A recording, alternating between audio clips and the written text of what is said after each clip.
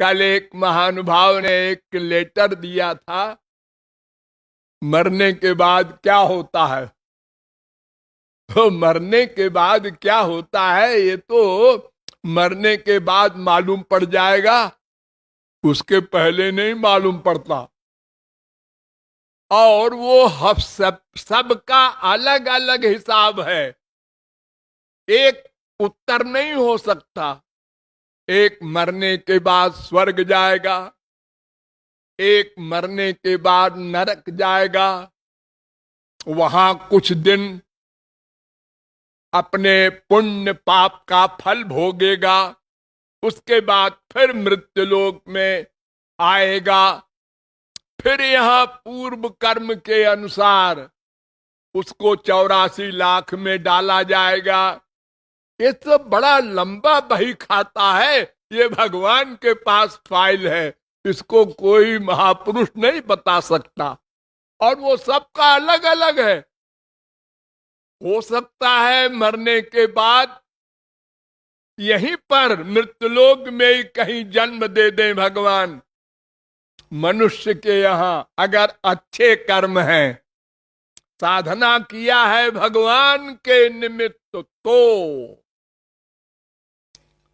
वरना यहीं पर जन्म दे देंगे कुत्ते बिल्ली गधे की योनियों में, ये भी हो सकता है। इसलिए कोई नियम नहीं है, क्योंकि सबके कर्म पूरे जीवन के लाखों कर्म आप लोग किए हैं मन से, दिन भर करते हैं ना, वो सब नोट हो रहा है, उसका सबका हिसाब भगवान करते हैं, उसके हिसाब से वो मरने के बाद फल देते हैं। किसी को स्वर्ग भेजेंगे, किसी को नरक भेजेंगे, किसी को मनुष्य की योनि में, किसी को कुत्ते बिल्ली गधे की योनि में। यानी भगवत प्राप्ति के पहले अगर वो है तो इसी 84 लाख में कहीं न कहीं रहेगा।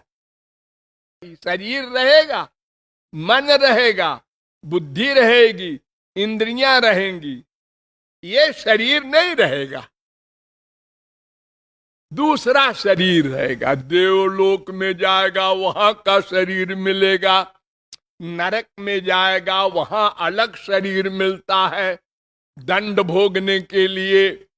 कुत्ते बिल्ली के शरीर में जाएगा, वो आप देख ही रहे हैं कैसा होता है। इन सब में सब जा चुके हैं करोड़ों बार, हम लोग जा चुके हैं हर शरीर में। ये तो बड़ी भगवत कृपा और हमारे संचित कर्म के सौभाग्य से मानव देह मिलता है।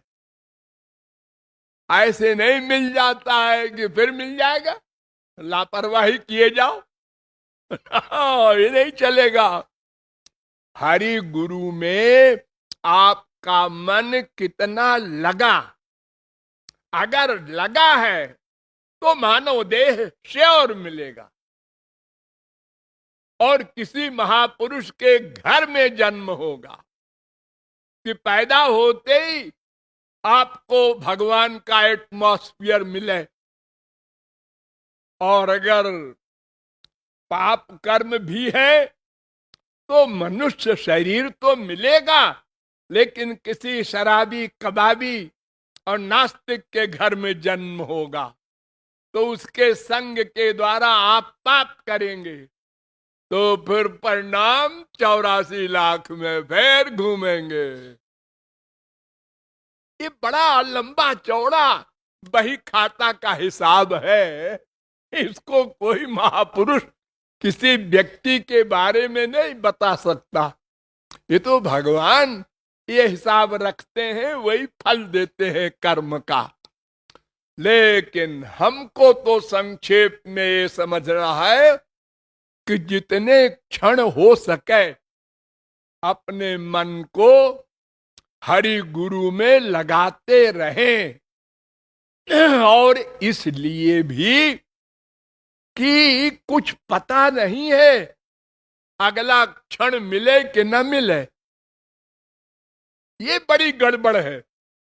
अगर ये श्योरिटी हो कि हमको 50 साल तो रहना ही है, तो चलो 40 साल लापरवाही कर दो, और जब आखिरी समय होगा तो बिल्कुल होशियार हो जाएंगे।